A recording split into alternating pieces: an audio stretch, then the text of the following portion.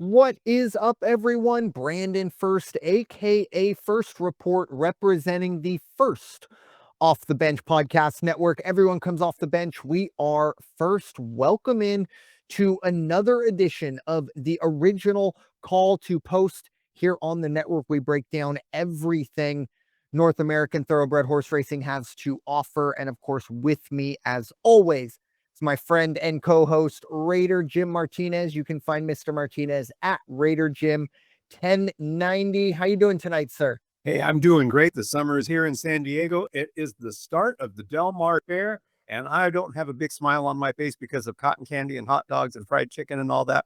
That means to me, the start of the fair, we are 36 days away from opening day at Del Mar, the thoroughbred racing crown jewel of the West Coast, and I can't wait. Amen. Yeah, it's I think I did misspeak. I don't know. I think it might have been a week or two ago. I said the July 4th is the last day of the fair. This year the 4th lands on a Friday, which is fantastic for us 9 to 5 workers. But of course, the fair, I mean, as they should, they're gonna milk an extra 2 days out of the fair. They'll go till the 6th. So it's okay. We will get Del Mar, and of course, we will continue to remind you. Not only do we have the summer session, but the Bing Crosby session highlighted with the Breeders' Cup for a second year in a row.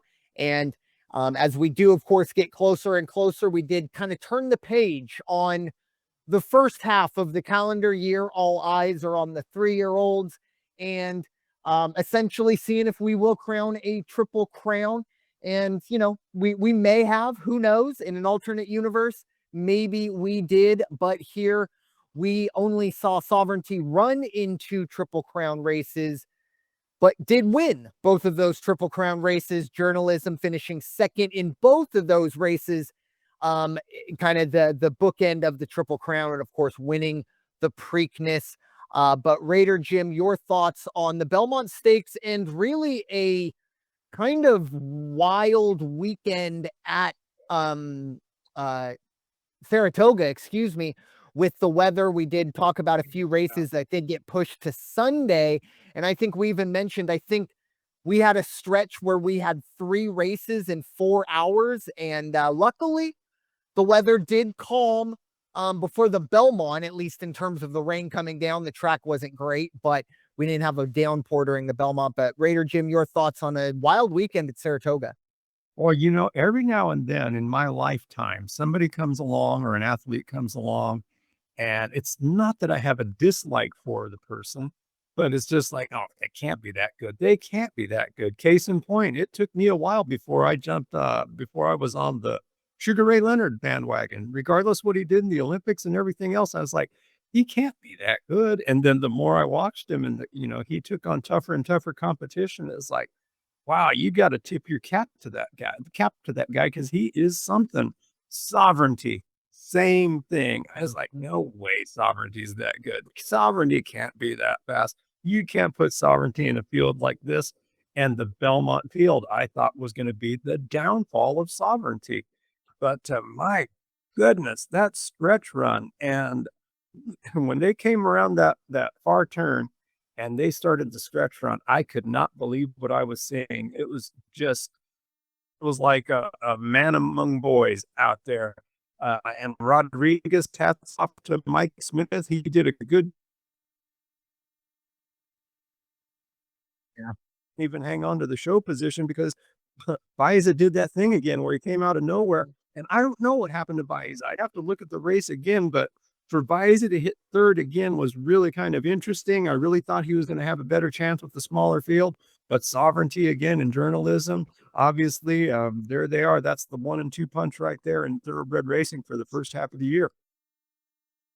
Yeah, it was a really dominant, obviously, Triple Crown season as let's say lightly raced. And again, I don't begrudge anyone in the Sovereignty camp for not wanting to run a 3-year-old 3 times in 5 weeks. I get it. I think the dates need to change, and a lot of things need to happen for that to change. But for what we saw, I was with you, Raider Jim. And my athlete, I'll put my hand up, Shohei Ohtani.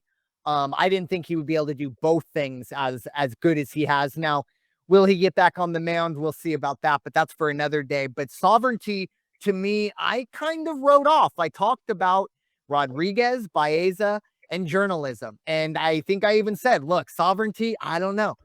Sometimes when I do see a Derby winner and it's not dominant and even going back and maybe rewatching the Derby, I think with more context, I will kind of shake my head and go, how did I not see it? But sometimes the Derby, I don't want to say is a luck of the draw or things like that.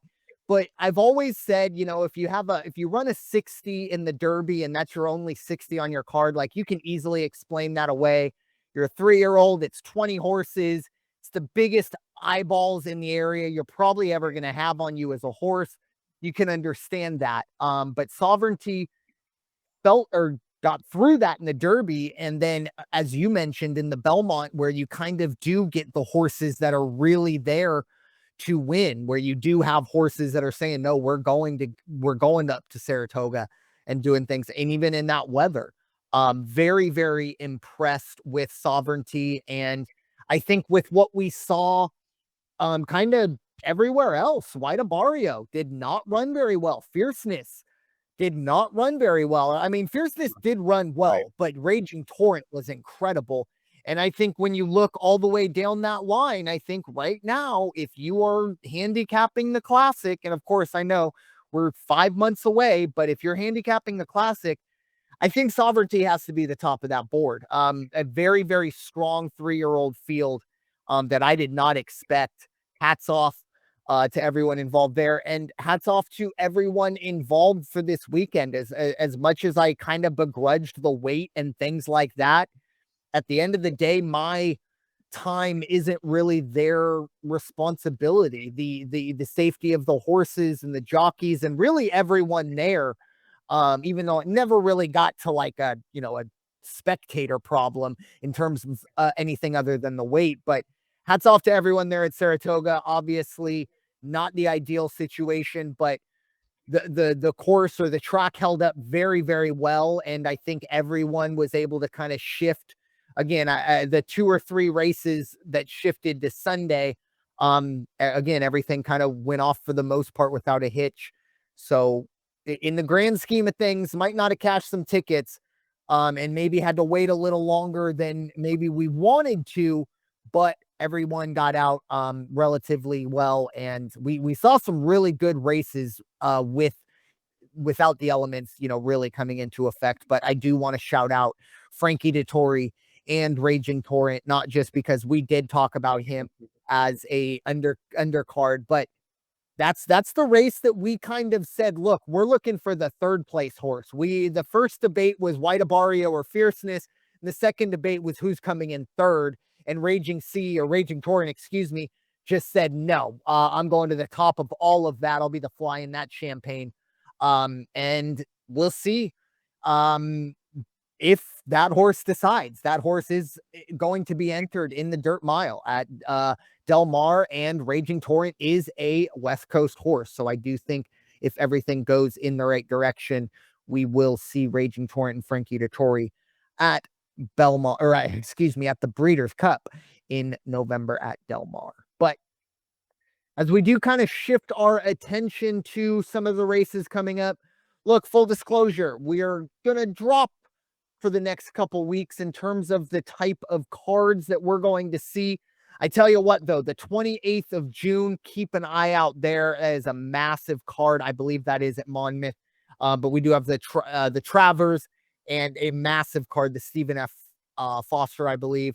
So keep an eye on that. But admittedly, not the greatest field that we have lined up, or at least the greatest races that we've kind of been used to the past few weeks with the Triple Crown. But we are going to start at Monmouth. 3 grade 1s on Saturday, 2 at Monmouth, 1 at Santa Anita. We're starting at Monmouth.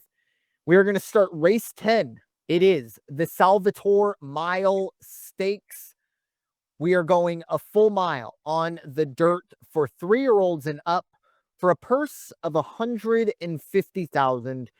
Raider Jim, your thoughts on the Salvator Mile Stakes? Yeah, I mean, it's got Raider Jim written all over it because you got the horse on the outside in the 9 spot. It's Bishop's Bay.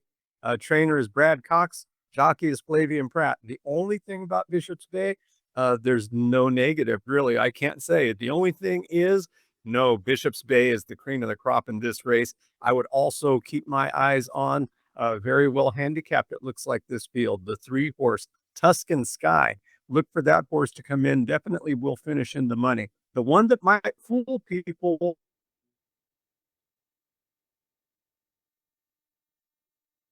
not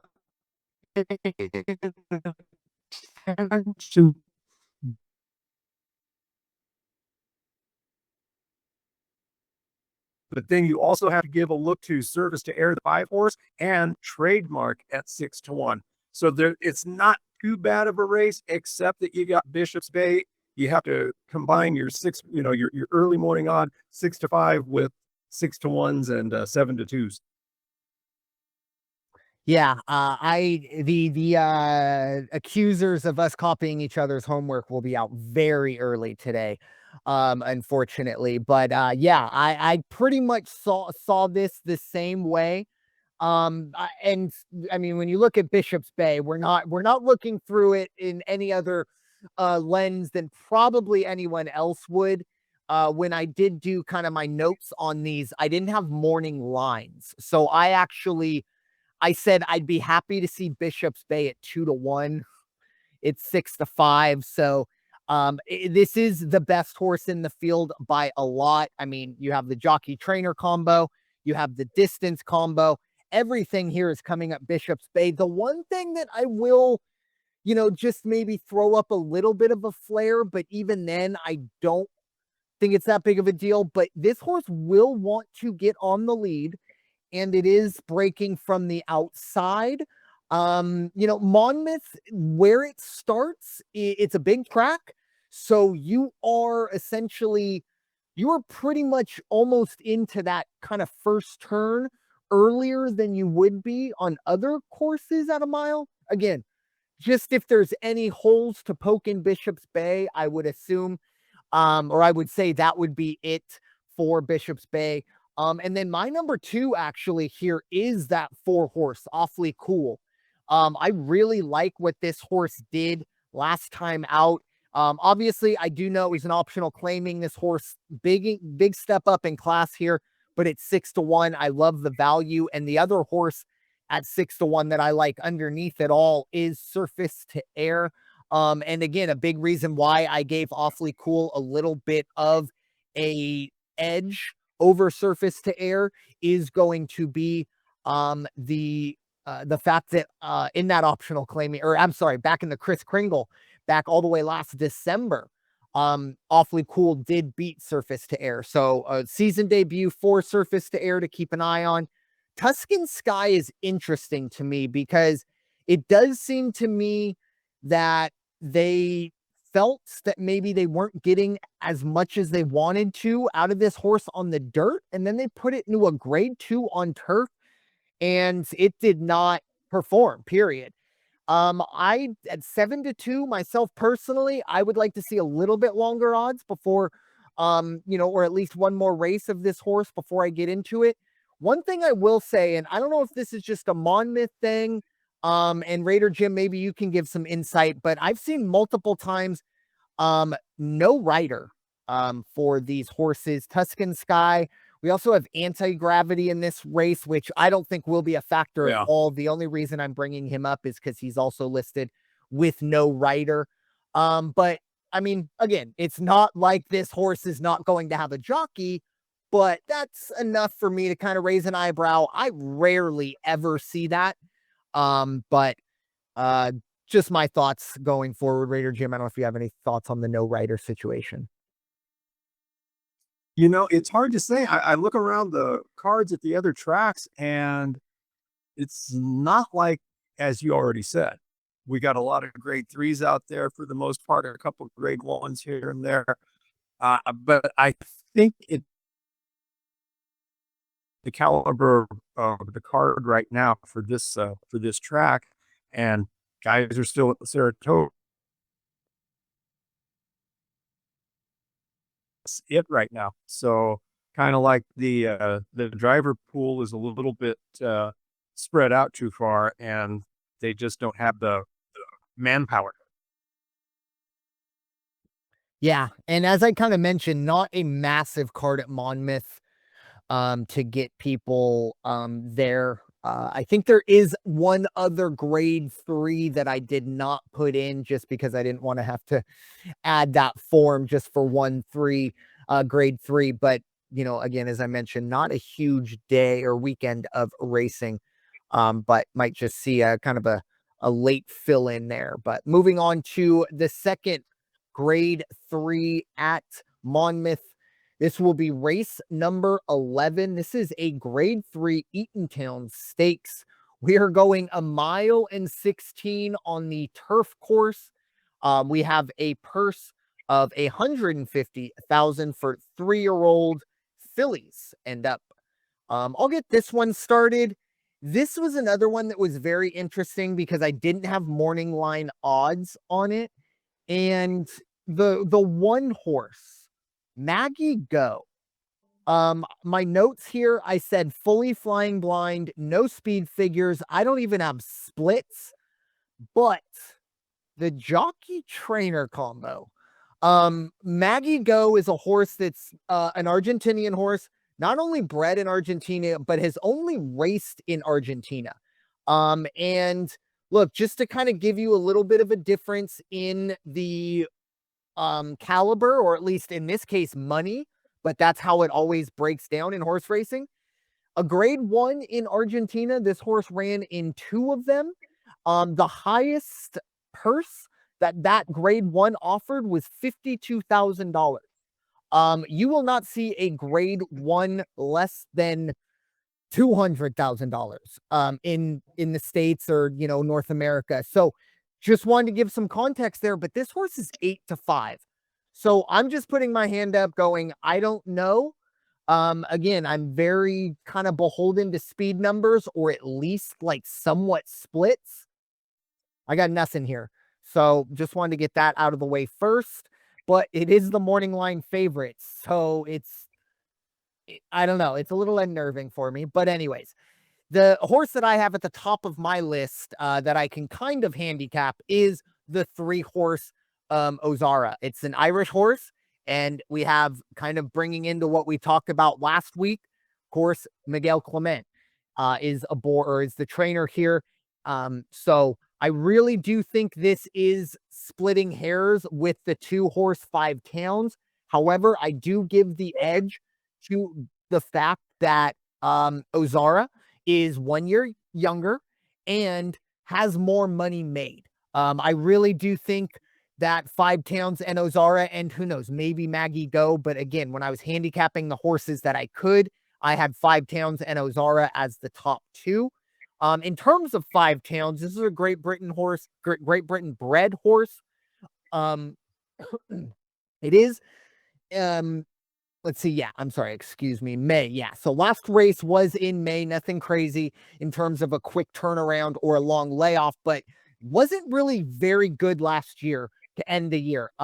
Finished at 279s, and then really kind of backed down a little bit, but has been really, really good this year. Been in the high 80s to low 90s. I wouldn't be surprised to see this horse take down Ozara. And then the horse that I do have underneath is Damaso. It's out of the 6-horse, or out of the 6 post position, I should say. This is another horse that currently has no rider. I really do like the consistency. And when I was, handicapping these in my notes, they didn't have morning lines. So I said 5+1. I like the value. It's at 6-1. So that's kind of how Damaso made it onto my card underneath Ozara and 5 towns, with the massive asterisk of knowing absolutely nothing and not being able to, figure anything out about Maggie Go. Raider Jim, your thoughts on the grade 3 Eatontown? Yeah. Maggie Go 8-5. I love that combination up front though, because Flavian Pratt's going to be on the saddle, and there's a reason that you bring a horse from South America and you put Flavian Pratt on the saddle. Excuse me. Here's the thing also about Maggie Go. Has burned it up pretty good down in South America, as you said, has not been in the winner's circle, though, its last three outings. Also, the one thing that, or the two things that really concern me about Maggie's Go had to be shipped here from South America, first time running in North America, and has been off for 350 days. That's almost an entire year without running a race. So for somebody knows something, if you're going to take a horse like that and say, yep, definitely the cream of the crop, we're going to put Maggie Go at 8-5. Interesting to see, though. Definitely will be on my card and one of my top three picks. Winner Circle, I'm not too sure. I really do like Ozara, the three horse from Ireland. That's my number two pick. Here's like you are scratching your head about the jockey situation. I'm scratching my head about handicapping this race or the morning lines that are up for this race. If you look at Whiskey Decision came in fifth the last time it ran. It's been off for 218 days. A Whiskey Decision is at 4-1. And if you look at the past results of its last few races, there's nothing there that makes you say, wow.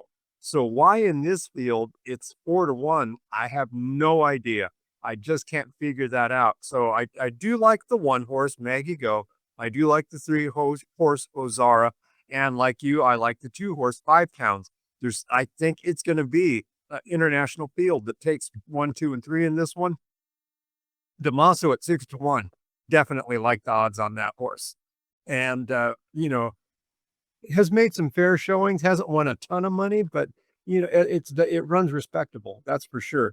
Whiskey Decision has been ridden by the way, or not Whiskey, but Damaso. Damaso, I show the jockey as a rule is Kathleen O'Connell. And the owner, or no, that's the trainer. That's the trainer. Kathleen O'Connell. And I cannot put a tie to her with any specific jockey. So hard to say. Just really hard to say what's going to happen there.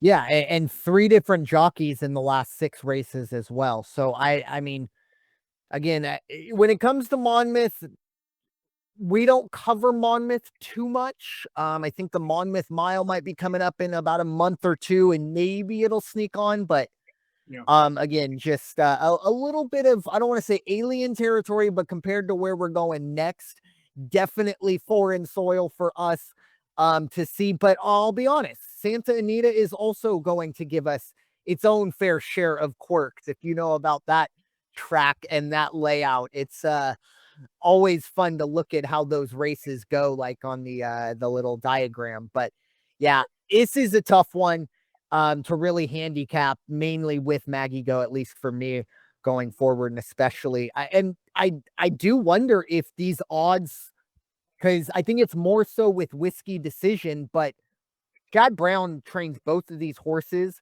It might just be a situation of like, hey, that guy knows more than we do. Just follow him. And not a terrible way, because I was ready to write this Maggie Go off because I couldn't even, I was like, what's this horse doing here? And then Chad Brown and Flavian Pratt, like that'll get your attention, considering we're not seeing a huge amount of notable jockey trainer combos here at Monmouth. So I don't know. I think there is something there. But 8-5, that is a very short number for an unknown for myself. But moving on to Saturday at Santa Anita, as I said, a very quirky course in its own right. But we have one grade 3 on Saturday, and one grade 3 on Sunday. So let's start with that Saturday. Grade 3 Daytona Stakes. We are going about 6.5 furlongs. That is not me ad-libbing. That is what is listed. And again, it is a very odd turn and track, kind of a back shoot, and then a little bit of a right turn all the way into a long left turn into the straight. But with that being said, we are going that about 6.5 furlongs for 3-year-olds and up for a purse of 100,000, and it is on the downhill turf. Raider Jim, your thoughts, grade 3 Daytona. Yeah, eight entry field here. Good horses and some good values out there, with the exception of the favorite. and no reason this horse should not be the favorite. The 7 horse is Motorious. I think that's a Phil D'Amato horse, 6-5 already, and it's probably just going to get worse, folks. It's not going to get any better. So who are you going to put under Motorious?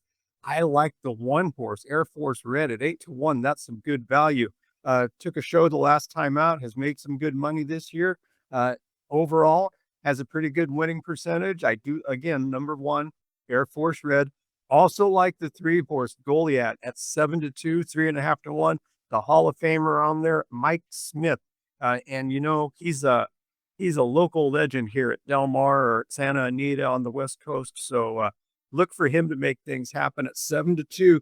This horse already has career earnings of almost $1.8 million. Didn't have a good showing the last time out. Has only had 19 days off, but I think they're going to bring him back and he's going to be fine on Saturday. It should be a good race. And then the horse from France, Bran at 9-2. Again, not bad value at all. Also a horse that has some good speed. I'm not too crazy about the 2 position, but it should be okay. And then the other horse that brings good value in the middle of the pack is the 5 horse, Stay Hot at 6-1. I really like Stay Hot. So now we've got 5 horses. Who are you going to pick? I'm going to have to go with Motorious. The 7 horse is probably going to win it. It's going to be after that, Goliad and Air Force One. And I think that's going to be your top 3 in the money. Let's see, I had something here on my notes. Pace setters for this one. Pace setter. Goliad is going to be the one that probably comes out of the gate the fastest, has a tendency to do so. And then also will be followed by Lovesick Blues out of the 6th slot. And then 2 and 1, Brandon Air Force Red. Those are anything can happen after that. But watch Motorious. Motorious will lay back, start making a move down the back stretch, and then all hell will break loose as they come around that final turn. Yeah, and the horse you talked about, that 5 horse, Stay Hot, that horse will be waiting in the wings. That horse wants to be about 8 lengths off the lead when they get ready to turn for home. The way that horse runs, I pretty much see it the same way. I think, I mean, and obviously the odds makers do as well. Again, I handicap these races without morning lines, and I put here hopefully, or in reference to Motorious, I put best here in this one. It is a season debut though, so do keep an eye on that. But I did say lucky to get even money, and as you mentioned, at 6-5, it's not going to get any higher than that. That West Coast connection with Motorious, Philip D'Amato, and Fresu, who has been so good, or at least was great at Del Mar. I'm sure he's having a great year at Santa Anita. Definitely the best here, but the value does leave a bit to be desired. And like you, I went and Goliad was the next one that jumped out. I really, really do like what this horse is capable of. And I also like what I saw out of this horse in the Shoemaker Mile. Look, it didn't run terribly well. It finished 8th at 10-1, though. Only 5 lengths off the lead, but we're talking about a grade 1 with probably the best turf horses on the West Coast, if not all of North America. So definitely dropping down in that class, not just in the graded side of it, but also in the opponents. I really do like Mike Smith aboard Goliad there. Brand is interesting. I'm intrigued. It is trending downward. This is one of the lightest raced horses I've ever seen. This horse has only raced 4 times since September of 2022. So, and it has raced this year. So, there is a method to this madness, but it has been trending in, kind of a downward trajectory. But when you've only raced 4 times in essentially 3 years, it's really hard for me to kind of say, like connect those data points. It's kind of just throwing stuff up against the wall. But John Sadler maybe seems a little more comfortable running this horse for a second time this year. We'll see if it does get to 3. The one horse that really does intrigue me probably the most is Air Force Red. I go back to 2 or 3 years ago, Art Collector. one Mhm. of the most inconsistent horses you will ever see. It will run a 115 and then it will throw you a 75. And yeah, that was very frustrating for me early on. And then I decided, hey, I know how to ride this wave. Let's just ride it. And Air Force Red, definitely not as dramatic, but I'm just going to go through the top five or last six races: 92, 83, 96, 88, 94, 88. So again, not a huge fluctuation, but we're seeing a definite live in the 90s, go to the low 80s, live in the 90s, go to the low 80s. And last was low 80s. So let's ride that wave at 8-1. 94 it is. So I really am intrigued by Air Force Red. And I do like the post position. The last one that I am going to talk about, and I didn't originally have it on my card because I didn't think the value was going to be there, but Lovesick Blues at 10-1. I don't know how we're at 10-1. This will be its 15th race just on the Santa Anita turf. And a lot of these horses have plenty of experience on the Santa Anita turf, but it's very interesting to see a horse that's ran the last three races this year, all at Santa Anita, pretty much on the same course: 92, 91, 91. We are stepping up in class, no doubt about it, but I really do think at 10-1, Lovesick Blues, ton of value there. Hopefully that holds.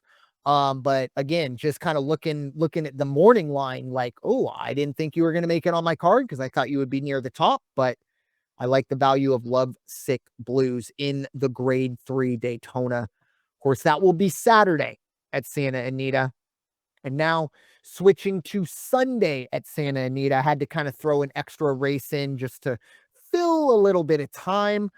So on this one, at the moment, I don't believe we have morning line odds. I do believe we have them in post positions, but Raider Jim, we are going to be talking about the grade 3 San Juan Capistrano Stakes. We are going again on the downhill turf, about a mile and 3/4. This is for 3-year-olds and up, for a purse of 100,000. Raider Jim, I'll give you the first bite at the apple. That is the San Juan Capistrano Stakes. Yeah, this is an odd one, and like you said, we don't even have any morning line odds to go on, so, we don't know who has seen these horses or who's been watching them lately. We could have gone with workout, results, I guess. 8 horses, 8 entries.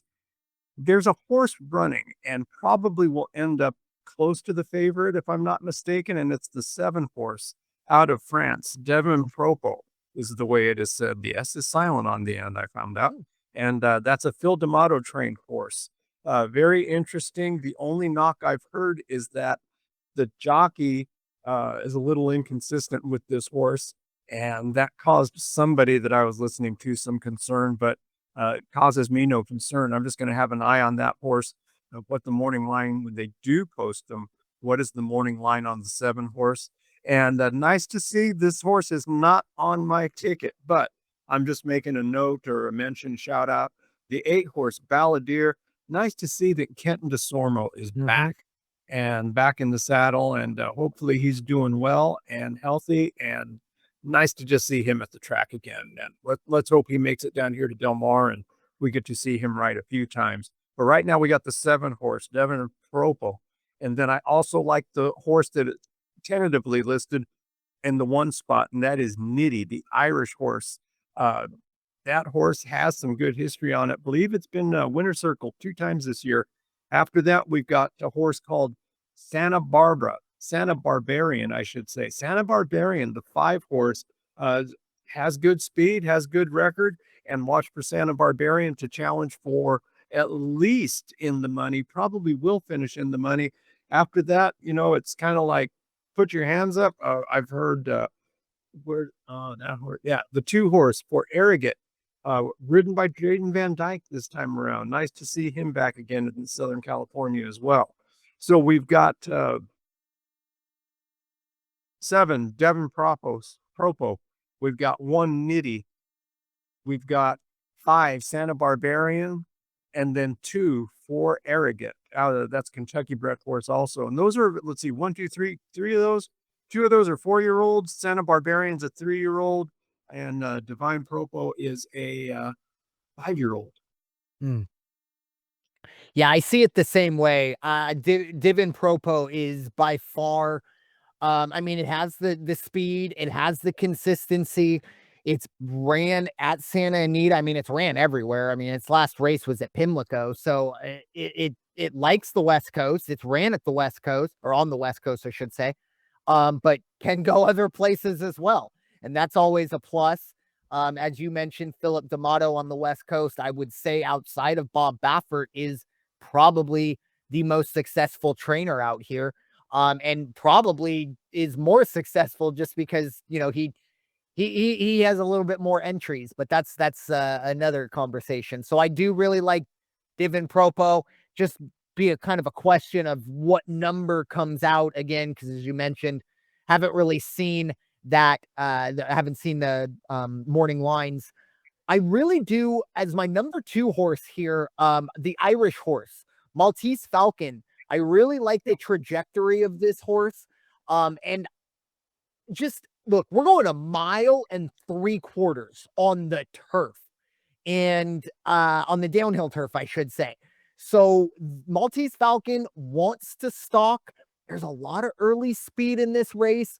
I don't really like early speed horses on, you know, mile and a half plus, just because I don't care how much early speed you have, what's left, because you're needing to go for a very long time. I really do like Maltese Falcon. The one thing that I will say, and I don't even know if this affects the horse, it's just something that I noticed. Lots of changes for this horse. We've got 3 different trainers and 5 different jockeys pretty much over the past year. So again, much to do about nothing, possibly, but I don't really see that a whole lot in terms, at least with the trainers. You know, the jockeys, okay, it is what it is. But not too often do you see horses getting passed around 2 or 3 times in a 6 or a, you know, 1-year cycle or 1-year calendar year or a 6 race cycle. So something to keep an eye on there for Maltese Falcon. And I do really like the 1 horse Nitty on the rail. Look, just kind of as a generality, when it comes to turf races, especially long turf races, you always want to find yourself some, you know, European flavor, and we found plenty of it here with France and Ireland, and now actually 2 Irish horses with Nitty as well. I did give the edge to Maltese Falcon, just because it did get a win over Nitty earlier this year in March. However, I really do think Nitty's trending in the right direction. Can it make that next step up into the 90s in the buyer score? It's going to need to get into the winner's circle, surely, and probably even in the money. But I really do like those 3 horses. It's a little tough though when you're, you know, kind of flying blind like we are with no morning lines. You never really know if I just, you know, essentially like, oh, you just gave me a $4 trifecta box. Like, oh shoot, I'm sorry. Like, if they all come out to be, you know, 6-5, 8-5, and 2-1, hey, we're all seeing it the same. That's just horse racing sometimes. But it was interesting to kind of see the getting away from the Churchill Downs and the Saratogas and stuff like that. Even Santa Anita's quirks and of course Monmouth's quirks. It was kind of nice, but it's all we got for you on the race preview side of things. Raider Jim, your final thoughts as we wrap up this episode of the Call to Post. Yeah, it was like the party ended. You know, it's kind of like race day when we really think about it. You look at race day, and especially if you go where there's a card where they have 3 grade 1 races, and then they have race 13, which is, you know, that's for people who just can't pull themselves away from the track. But that's kind of what this was today. And that's no disrespect to any of the tracks or the horses or the jockeys or the races that are being run. But we didn't see the $1 million purses, the $500,000 purses, but that's just the way horse racing goes. And by the end of the month, though, Churchill Downs, you're going to have 2 Breeders' Cup qualifying races. You're going to have the Fleur de Lis Stakes, which is a grade 2, and the Stephen Foster Stakes, always a barn burner right there It's a grade one. And then, like I mentioned at the get-go, at the outset, Friday, July 18th, opening day for Del Mar, the crown jewel of the West Coast for horse racing. And what do we have at Del Mar? You will get to witness 5 Breeders' Cup Challenge Series races: the Clement Hirsch Grade 1, the Pat O'Brien Grade 2, the Del Mar Handicap Grade 2, Green Flash is a Green Grade 3, and the Pacific Classic Grade 1. So plenty of horse racing to come your way in the sunny San Diego track called Del Mar, that where the surf meets the turf. Amen. Yeah, it's kind of like in college football. We get through, the early part of the year is, kind of non-conference, right? You're getting a lot of Alabama versus Troy's, and it's like, yeah, it's football, but it's 55-0. Like, okay. And then we get into conference play and through the regular season, and that's like the Triple Crown season.